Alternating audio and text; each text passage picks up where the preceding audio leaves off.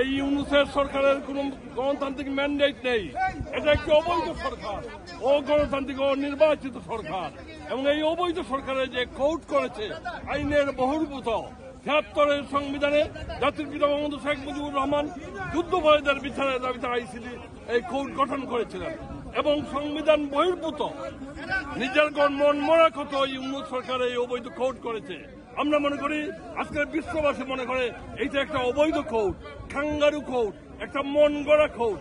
এবং এই অবৈধ মন গড়া কোর্টে মন গড়া অবৈধ রায় দিয়েছে এবং রায় দিয়েছে ৭১-এর পরাজিত মুক্তিযুদ্ধ বিরোধী শক্তি, সেই শক্তি এই রায় দিয়েছে। এই রায়ের মধ্য দিয়ে বাংলাদেশের কোনো কিছু যায় আসে না, কারণ এইটা বারবার বলছে এটা একটা অবৈধ কোর্ট, অবৈধ সরকার, অবৈধ রায়। এবং আমরা এই রায়কে প্রত্যাখ্যান করি, ঘৃণা করে প্রত্যাখ্যান করি। আমরা মনে করি বাংলাদেশের লক্ষ কোটি মানুষ এই রায়কে ঘৃণা করে প্রত্যাখ্যান করেছে এবং বাংলাদেশের মানুষ আজকে মাননীয় প্রধানমন্ত্রী শেখ হাসিনার নেতৃত্বে আজকে ঐক্যবদ্ধ হয়েছে। আপনারা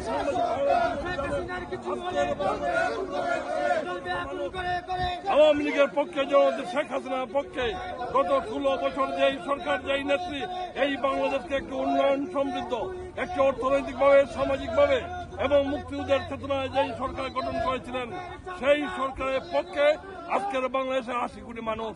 আমরা বিশ্ববাসীকে জানান দিতে চাই এইটা একটি অবৈধ সরকার, অগণতান্ত্রিক সরকার ও নির্বাচিত সরকার এবং মন গড়া ভাবে। প্রধানমন্ত্রী শেখ হাসিনা বলছেন যে এই রায়ের পিছনে বাংলাদেশের মৌলবাদীরা কাজ করছেন। হ্যাঁ, আমরা অত্যন্ত পরিষ্কারভাবে বলতে চাই এই রায়ের পিছনে ৭১-এর পরাজিত মুক্তিযুদ্ধের পরাজিত যে মৌলবাদী গোষ্ঠী, জামাত জঙ্গি গোষ্ঠী, তারাই এই রায়ের সহযোগিতা করেছে এবং তাদের প্রেসক্রিপ্ট অনুযায়ী, তাদের প্রেসক্রিপশন অনুযায়ী এই রায় হয়েছে।